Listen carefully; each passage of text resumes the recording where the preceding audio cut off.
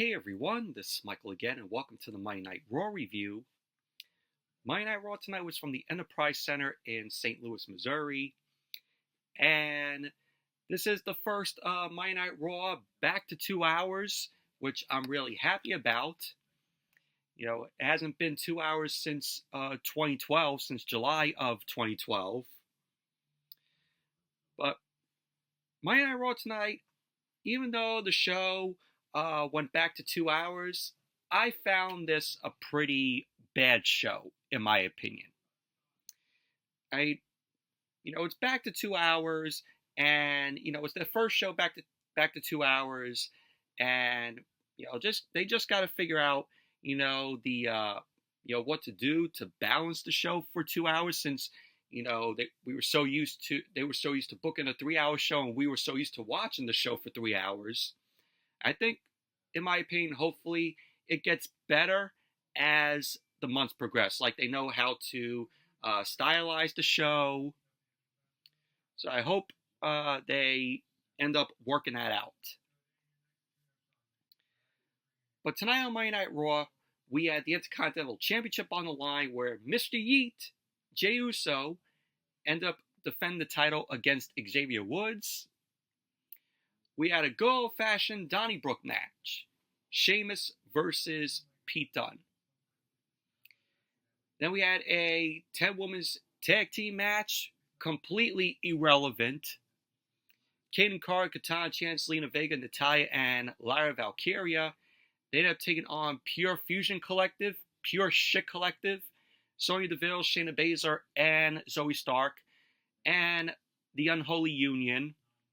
Alba Fire and Isla Dawn. And the main event, we had the World Heavyweight Championship on the line. Gunther defended the title against Sami Zayn. But overall, Monday Night Raw tonight, just a bad show it was, in my opinion.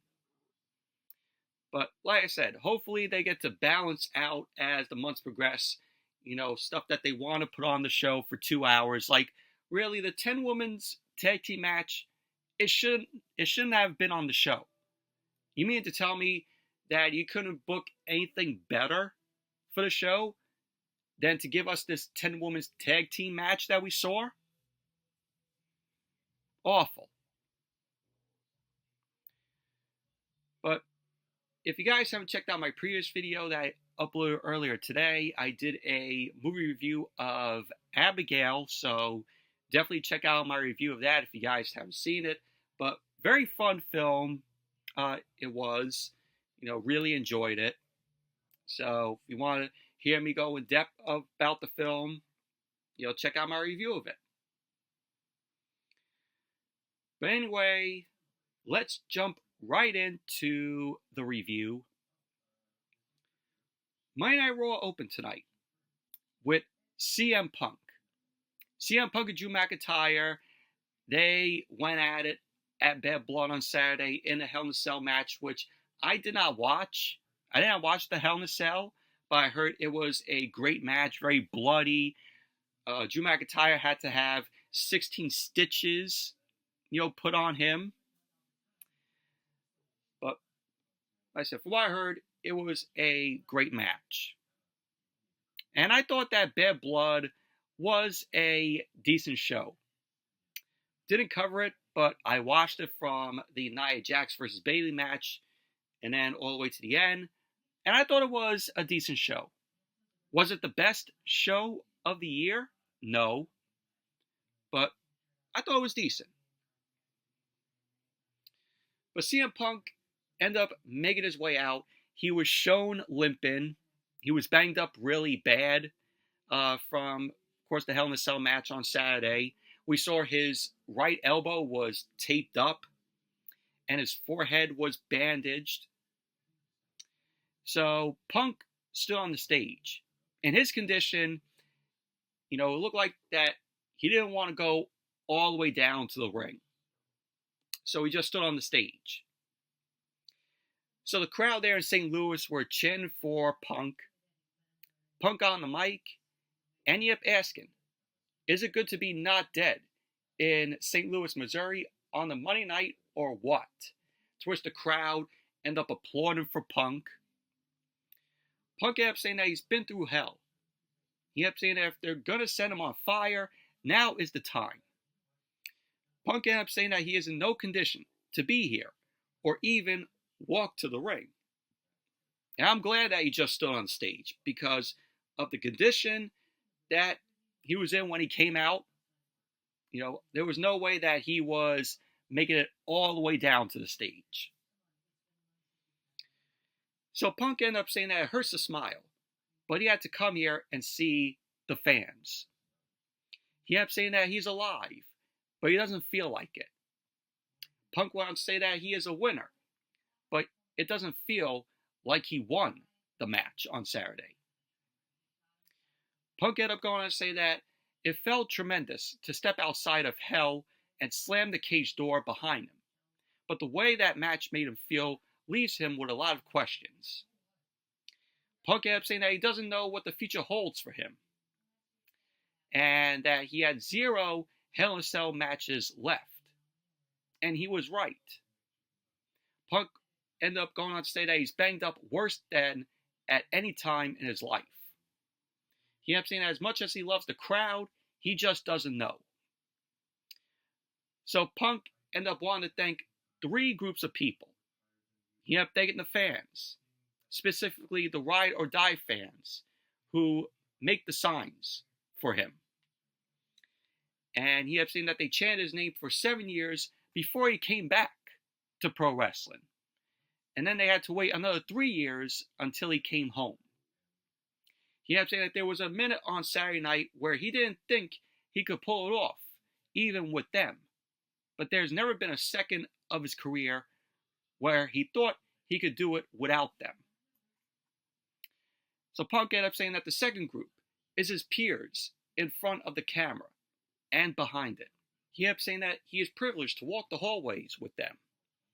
He ended up saying most of the people he sees are the joy and his life's pleasure to work with.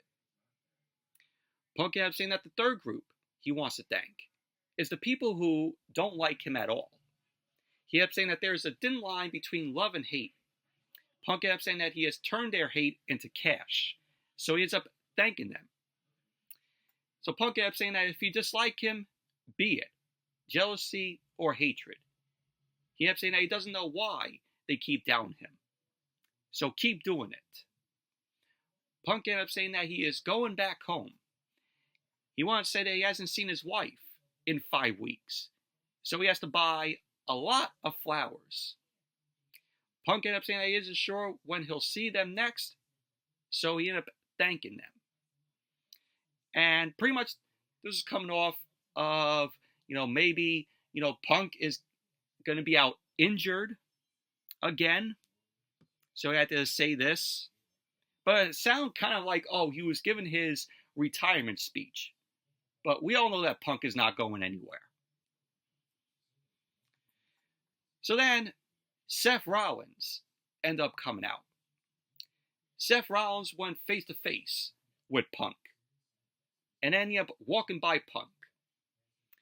So this, in my opinion, might lead to Punk's next feud. Probably Punk, when he comes back, he will be feuding with Seth Rollins, because that was a little tease here where they went face to face with each other. So Rollins got into the ring. He greeted the fans. Of course, the fans are going, whoa, doing his chant, sing along to his song. Rollins got on the mic. He ended up saying that he has to do the right thing. He ended up saying after everything you went through on Saturday, from everyone in the building tonight, he wishes Punk to get well soon. Rollins ended up saying that the sooner he gets back, it's the sooner he can kick Punk's ass and retire him for good. Another tease there. So Rollins welcomed the crowd to Monday Night Rollins. He ended up saying that he's been gone for a few months and things are getting crazy. So Rollins ended up saying that things were crazy at Bad Blood. He had mentioned that Dominic was hanging from a shark cage. Yeah, in the match between Rhea Ripley and Liv Morgan. I don't know if that was scripted or not, but that was the worst match of the night at Bad Blood. Rhea Ripley versus Liv Morgan. Absolutely awful. And we had the return of Raquel Rodriguez there. He kept saying that the final boss, The Rock, is back, to which The Rock ended up making an appearance at the end of Bad Blood after the main event. So Rollins ended up saying while he was gone, hell must have frozen over because Cody teamed up with Roman Reigns. And he ended up getting punched in the mouth by Kevin Owens. Yes, after Bad Blood was over, there was a video that went on social media of Cody Rhodes and Kevin Owens end up beating each other up in the parking lot right next to Cody's bus, to which we saw that. I'm like, they could have waited to put that on TV. They could have done that on TV with Cody and Kevin Owens. So Rollins ended up doing a shtick saying, oh, I'm a visionary, I am a revolutionary, I'm Seth frickin' Rollins. Rollins ended up saying that he is here to destroy Bronson Reed. But he ended up saying that Bronson Reed is not here tonight. But he knows that he is watching. Rollins ended up telling Bronson Reed to listen closely. Rollins wanted to say that 2 months ago, Reed ambushed him and tried to end his career. Of course, delivering those 6 tsunamis to Rollins, putting him out, making Rollins cough up blood. So Rollins was like, oh, Reed tried to end his career for what? A name for himself? So Rollins was like, well, congratulations, 6 tsunamis later, and I know your damn name. So he was saying to Bronson Reed, oh, you want to get famous, big boy? Rollins ended up telling Reed that he'll give him his 15 minutes. So Rollins ended up telling Bronson Reed to name the time and the place. And this time, he will be expecting Bronson Reed. So pretty much that was basically how the segment ended. And then Jey Uso came out. He made his entrance. And then he danced to the ring. He wound up face to face with Rollins. Rollins sneered at Jey Uso. And he walked off. And that was that. But overall, I thought this was a decent segment to open Monday Night Raw here. CM Punk coming out there, just thanking, 3 groups of people, that he knows. And, like I said, it came off like Punk was giving a retirement speech. But, like I said, he's not going anywhere. This was Punk coming out there to say, oh, I am injured again. I'm going to take, a little time off once again. And, who knows when I come back. And then Seth Rollins coming out there going face to face with Punk. And, saying, oh, I hope Punk gets well soon so I could kick his ass and retire him for good. So, that's going to be Punk's next feud with Seth Rollins. So, and then, of course, Bronson Reed and Seth Rollins, when Bronson Reed, comes back, we're going to get that match. Seth Rollins and Bronson Reed. Rollins is coming out there and, offering a match to Bronson Reed. But overall, decent opening to the show tonight. And then we had the first match of the night. Jey Uso versus Xavier Woods. This was for the Intercontinental Championship. Xavier Woods was accompanied by Kofi Kingston. And this match was just meh, in my opinion. Didn't even care for it. The ending of this match was just very anticlimactic. And pretty much basically, at the beginning of the match, you had both guys end up locking up. Xavier Woods powered Jey into the corner. and Woods ended up shouldering Jey at his midsection. So Woods ended up charging at Jey. Jey ended up sidestepping Woods. Jey ended up delivering a running back elbow to Woods, and he followed up with a snap kick. Woods ended up falling to the apron. Jey ended up charging, but Woods ended up kneeing Jey in his face. Woods ended up pulling Jey up on the apron, and he started punching away at Jey. Jey then ended up pushing Xavier Woods off, and he ended up going for a super kick.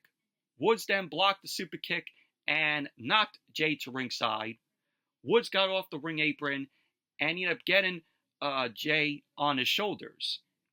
Xavier Woods ended up slamming Jey down on the floor with a modified fireman's carry slam. And then Monday Night Raw went to commercial, and it went to picture-in-picture. And I gotta say, 90% of this show tonight, the matches happen in picture-in-picture. Like, mostly all the stuff that was happening was during picture-in-picture. So then as Monday Night Raw came back from the commercial, Woods ended up asking Jey, "Oh, what did I do?" So both Woods and Jey started to trade punches together. Jey ended up coming out on top. Woods quickly ended up decking Jey with a rolling forearm. He hit the ropes, but Jey ended up following Woods, and he delivered a forearm. Jey then hit the ropes, but Woods ended up forearming Jey.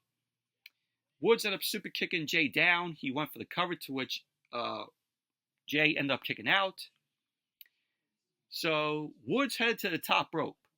He jumped off the top, but Jey Uso laid Woods out with a super kick out of midair. Jey headed to the top rope, and he hit the Uso splash onto Woods. So Jey ended up going for the cover, and there you go. Jey Uso ended up winning the match, retaining the Intercontinental Championship. So post-match, Kofi Kingston checked on Xavier Woods.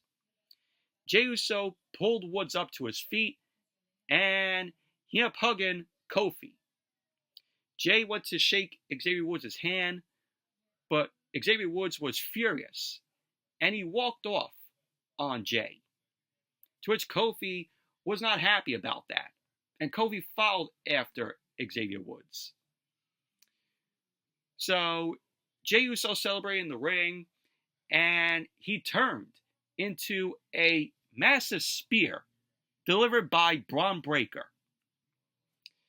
So Kofi ended up telling Xavier Woods, "Oh, we gotta help Jey." But Woods ended up refusing to help Jey. So Kofi ended up charging into the ring. He ended up going to attack Braun Breaker with the Trouble in Paradise, but it got blocked by Braun Breaker because Braun Breaker ended up ducking. Breaker then ended up delivering a spear to Kofi. Kofi rolled out of the ring, and Xavier Woods went to check on Kofi. Breaker ended up going to the outside. He ran around the ring, and he also speared Xavier Woods. Breaker got back into the ring, and he delivered another spear to Jey. So Braun Breaker then held up the Intercontinental Championship, and pretty much that was basically that. But last week, it came off that Braun Breaker was a babyface. But what we saw tonight, Braun Breaker is a tweener here. Like, he's a heel and a babyface. Like, we all know what he is. Is he a babyface or a heel? So he's in that tweener situation. But this match was just meh. Very anticlimactic ending here in the match. So, but that was that. And then we saw Rhea Ripley. Rhea Ripley ended up cutting a promo. She ended up saying that Liv Morgan continues to prove that she can't beat her by herself. She ended up saying, now Liv has Raquel Rodriguez in this. Rhea ended up saying that it was smart, but it would have been smarter if she didn't get caught. She ended up saying now all Liv Morgan has done is guarantee another beating and delayed the inevitable. She ended up saying that Liv Morgan needs Raquel, so she'll have to go through them both. So that was what Rhea Ripley had to say. So she has to now go through Raquel Rodriguez and Liv Morgan once again. So this Rhea Ripley Liv Morgan feud is still going to continue. And then we had a vignette of the PFR logo. It was shown in fire, of course, indicating that this is going to be the return of the War Raiders, formerly known as the Viking Raiders. So whenever they return, who knows? And as Monday Night Raw came back from the commercial, we saw Jackie Redmond. Jackie Redmond was backstage with Braun Breaker. So Jackie Redmond ended up saying to Braun Breaker that last week he was showing Jey Uso respect. And this week, it's Spear City. Breaker ended up saying nothing to Jackie Redmond. And he walked off. So Redmond ended up saying that it is seemingly unclear why Braun Breaker had a change of heart. So, pretty much that was that. So Braun Breaker, like I said, is coming off as a tweener here. You know, we don't know if he is a heel or a babyface. So he's coming off that. And then we had a video that was shown of Triple H at Bad Blood on Saturday, where he announced the creation of the Crown Jewel Championship. And it is a huge championship. That was the championship for the men. We don't know what the Crown Jewel Championship for the women is going to look like. But pretty much basically how this is going to be at Crown Jewel is the WWE and World Champions for both men and women will face each other to determine the two winners. And the winners will win the Crown Jewel Championship. And this championship is only going to take place at Crown Jewel when they're in Saudi Arabia. So I'm not too keen on this. I'm not a fan of it. But let's see, how it goes. And then, as Monday Night Raw came back from the commercial, we saw Karrion Kross. Karrion Kross was talking to The Miz. Miz, of course, turned heel last week. He turned heel on R-Truth. And I'm like, who cares if The Miz turned heel? So Miz ended up saying that he's not in the final testament to Karrion Kross. He ended up telling Karrion Kross he did what he did last week for himself. And then we saw a Wyatt 6 logo appear on the screen for a little bit. So is this maybe indicating that the Wyatt 6's next, guy to target is The Miz? Maybe. Or is it Karrion Kross? I'm leaning more towards The Miz. So R-Truth ended up coming up to The Miz. He ended up saying that he forgives Miz for attacking him, because Miz must think he's still in the Judgment Day, that he still thinks R-Truth is in the Judgment Day. So R-Truth ended up assuring The Miz that he isn't. And Miz ended up saying to R-Truth it wasn't a mistake, and that he meant to attack him. R-Truth ended up saying to The Miz, "Oh, I thought we were brothers." So R-Truth ended up saying to The Miz that he wanted to make it right by going to Adam Pearce and making a match. But Miz was like, that's the problem. So Miz ended up saying to R-Truth if he wants a match, he'll face him next week on Monday Night Raw. So The Miz walked off. Karrion Kross ended up following after Miz, and that was basically that. So next week again, R-Truth versus The Miz. Snore, yawn. Boring match it's going to be next week between them. And then we had Sheamus versus Pete Dunne in a good old-fashioned Donnybrook match. this was a good match here. This was very enjoyable. So the match ended up getting underway.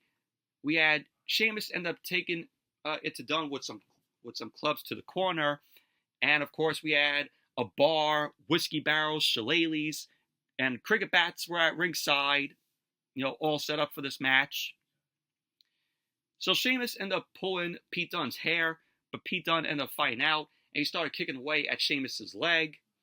Pete Dunne then wrenched Sheamus's arm, but Sheamus ended up fighting out with a lariat to Pete Dunne.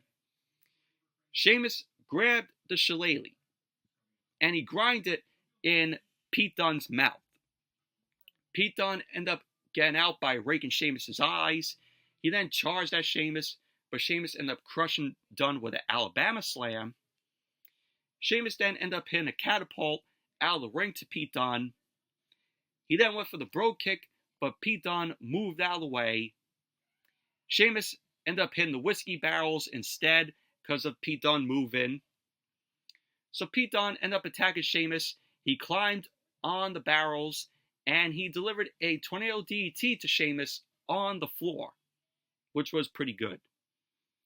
Pete Dunne then ended up stomping on Sheamus, and he booted Sheamus in his face. Sheamus crawled near the bar.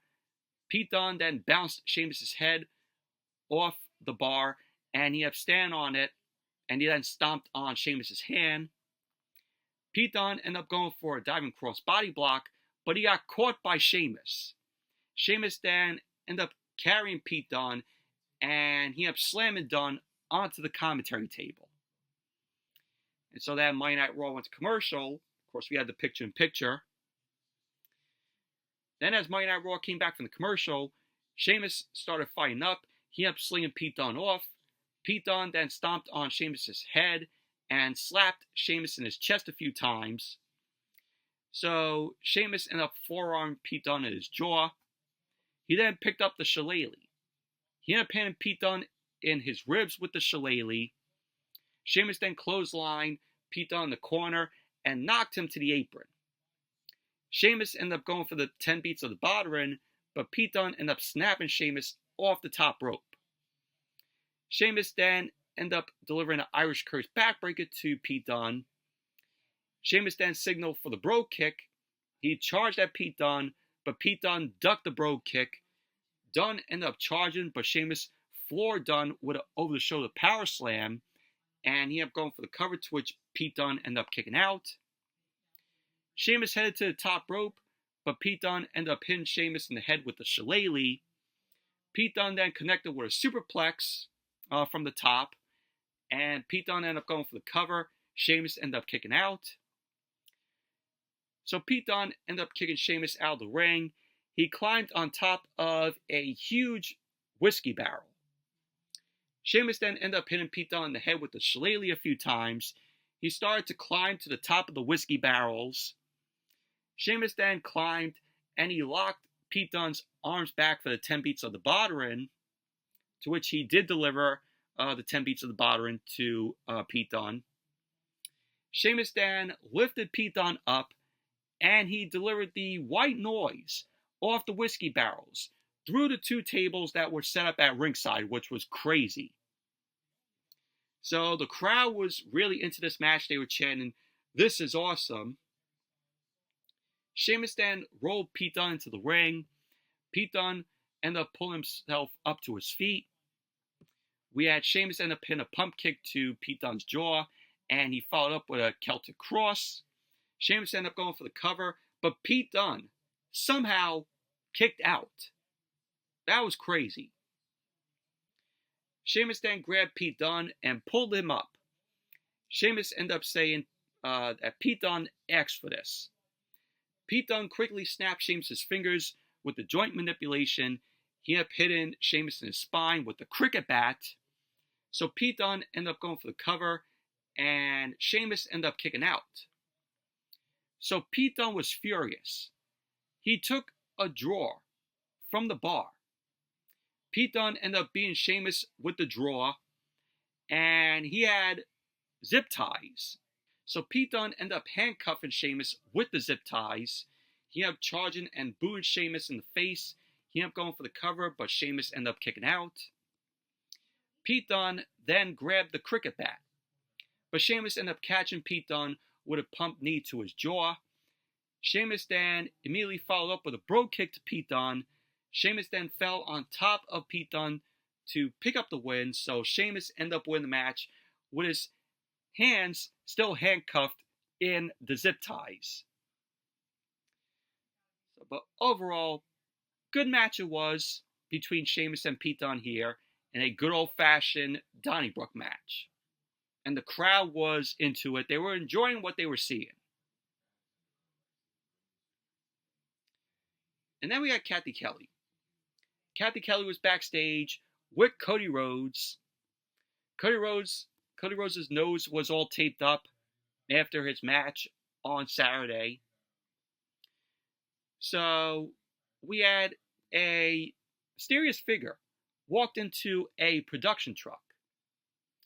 So Cody ended up saying that he'll address what happened with Kevin Owens on Friday. But tonight he's here to find out what it takes to be the Crown Jewel champion. So Sami Zayn then walked up to Cody. He ended up saying that he plans to be the one he faces at Crown Jewel. Sami ended up asking if Cody wants to discuss what happened. But Cody ended up saying, it's okay. Cody ended up saying that Sami shocked the world once before with Gunther. And Cody ended up saying that he also wants to face him at Crown Jewel.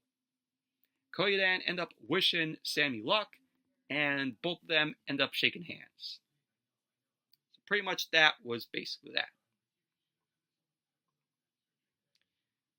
And then we had a video that was shot early in the day where Raquel Rodriguez drove into the arena in a black SUV. And Liv Morgan and Dominic Mysterio stepped out of the SUV. Jackie Redmond walked up to them. Liv Morgan ended up saying even when she loses, she still wins. So Jackie Redmond ended up asking Raquel if she is a member of the Judgment Day. But Liv Morgan ended up saying, oh, that's it for now. So then they got back in the car and drove away. So they didn't want to be a part of the show tonight. That was that. But, you know, since Raquel ended up helping Liv Morgan on Saturday, Raquel, it was basically part of the Judgment Day. So that's how the way I see it. And as Monday Night Raw came back from the commercial, we had Adam Pearce. Adam Pearce was in his office with NXT General Manager Ava. Of course, Ava is The Rock's daughter. So all ego, Ethan Page ended up walking up, and he introduced himself to Adam Pearce. So Ethan Page ended up saying to Adam Pearce that Punk cost him his championship. So Page ended up saying that he wants to get back on course. So Ava ended up saying to Ethan Page that she's off the clock and can't help him. So Sexy Red ended up walking in, and she ended up blowing Paige off. Paige was not pleased about, what was going on. Sexy Red, opened the show for a few minutes tonight, which was absolutely awful. I don't know why Sexy Red was present on the show tonight. So that was that. And then we had the 10-woman tag team match. The Unholy Union, Alba Fire and Isla Dawn, and the Pure Fusion Collective, Pure Shit Collective, Sonya Deville, Shayna Baszler, and Zoe Stark. They ended up taking on Natalya, Zelina Vega, Lyra Valkyria, Kayden Carter, and Katana Chance. Do I really need to go over this match? This match was awful. Why was this match even on the show? I mean, they could have booked any other match for the show tonight. Then give us this match here. This match was irrelevant. This did not need to be on the show tonight. But we had Natalya, Zelina Vega, Lyra Valkyria, Kayden Carter, and Katana Chance end up winning the match. Who cares?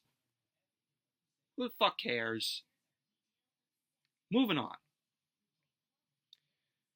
We had a promo from Jade Cargill and Bianca Belair, the Women's Tag Team Champions.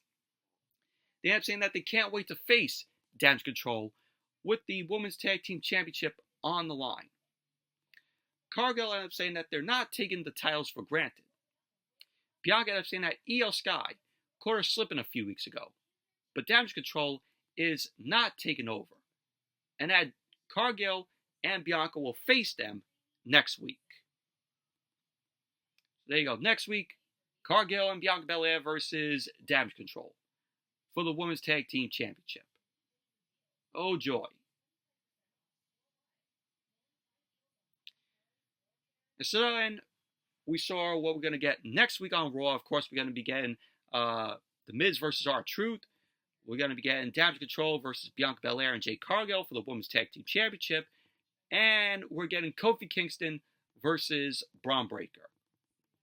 So that's all scheduled for next week on Monday Night Raw.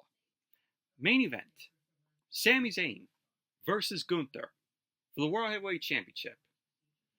And this was a good match here. Of course, Sami Zayn and Gunther going at it once again after their match that they had at WrestleMania 40 this year. So the match got underway, both guys locked up. Gunther applied a side headlock. He cinched in the headlock on Sami Zayn. Sami ended up fighting up. He tried to whip Gunther off, but Gunther kept the side headlock applied still on Sami Zayn. Gunther ended up slinging Sami Zayn over with a takedown. Sami ended up fighting up. He whipped Gunther off before pulling the top rope down to get Gunther out of the ring. Sami ended up teasing a dive, but he springboarded back into the ring when Gunther ended up moving. And so Monday Night Raw went to commercial. Of course, you know, the picture-in-picture. So as Monday Night Raw came back from the commercial, Sami started fighting up. He ended up punching out of a waistlock that was locked in from Gunther during the picture-in-picture. Gunther ended up reversing the whip, but Sami Zayn ended up ducking two clotheslines from Gunther. Sami Zayn ended up jumping, but Gunther caught Sami, and he ended up slamming Sami onto the top turnbuckle. Gunther ended up chopping at Sami. He ended up hanging him over the ropes, and he dug his boot into Sami Zayn's throat. Gunther started punching Sami, started chopping at him. Gunther then sauntered around the ring, but Sami Zayn ended up elbowing Gunther in his ear. Sami Zayn ended up coming off the second rope, but he ended up getting chopped by Gunther out of midair. Gunther ended up sweeping his foot on Sami Zayn's forehead. Gunther ended up getting Sami Zayn on his feet, and he chopped Sami down. Gunther ended up pulling Sami up, but Sami started punching away at Gunther. He ended up going for a Blue Thunder Bomb, but that got blocked by Gunther. Gunther ended up rocking Sami with a chop, and he sent Sami into the ropes for a chop to his chest. Gunther ended up booing Sami in the face twice, and he sent Sami into the ropes. Sami ended up going for a Blue Thunder Bomb, but he couldn't get Gunther over. So Sami tried to go for the Blue Thunder Bomb again, but Gunther ended up chopping Sami. He ended up going for a sleeper hold. Sami ended up fighting it, and he hit the Blue Thunder Bomb on Gunther, to which he ended up going for the cover, and Gunther kicked out. So then as Monday Night Raw came back from the commercial, Gunther ended up chopping Sami Zayn down. Sami Zayn tried to fight back, but Gunther ended up chopping him. So we had Gunther end up quickly escaping the ring. He stumbled around ringside. So Gunther ended up kicking Sami. He ended up going for a powerbomb on the floor, but Sami Zayn countered that with a back body drop to Gunther on the floor. So Gunther ended up getting up. He ended up charging at Sami, but Sami ended up hitting an exploder to Gunther into the barricade. Sami then ended up smashing Gunther with the haluva kick. So Gunther, was laid out at ringside. Sami quickly rolled into the ring, and he went out to reset the count. Sami ended up pulling up Gunther's, weight, and Sami ended up carrying Gunther into the ring. Gunther started to pull himself up. Sami Zayn ended up catching Gunther with another haluva kick in the corner. Sami Zayn backed up for another haluva kick. He charged at Gunther, but Gunther ended up delivering a lariat to Sami Zayn, which looked nasty. So Gunther ended up going for the cover, and Sami Zayn kicked out. So at the end of the match, we had Gunther end up grabbing Sami for a sleeper hold, and he applied it in the middle of the ring. So the crowd was cheering for Sami. Sami ended up getting a burst of energy. He reached for the ropes, but Gunther pulled his hand away. The ref checked on Sami's hand, but he kept it up. Sami then started reaching for the bottom rope, but Gunther ended up pulling Sami Zayn back. He cinched in the sleeper hold on Sami. The referee then checked on Sami and called for the bell. So Gunther ended up winning the match, and he retains the World Heavyweight Championship. So post-match, Gunther celebrated in the ring. He headed up the ramp, and Cody Rhodes ended up coming out. And he stared at Gunther. And that was how Monday Night Raw went off the air. Overall, this was a good match here between Gunther and Sami Zayn. Obviously, Gunther was going to retain the title. No way they were taking the title off of Gunther and putting it on Sami Zayn. But overall, good match it was. But as for the show, Monday Night Raw was just a bad show, in my opinion. I did enjoy the main event. I did like the good old-fashioned Donnybrook match between Sheamus and Pete Dunne. Everything else, Jey Uso, Xavier Woods, and the 10-woman tag, just absolutely meh, in my opinion. But anyway, that's it for the Monday Night Raw review. Thank you all for watching. Hope you all enjoy this review. Definitely give the video a thumbs up, comment, subscribe, and I will see you all tomorrow night for AEW Dynamite.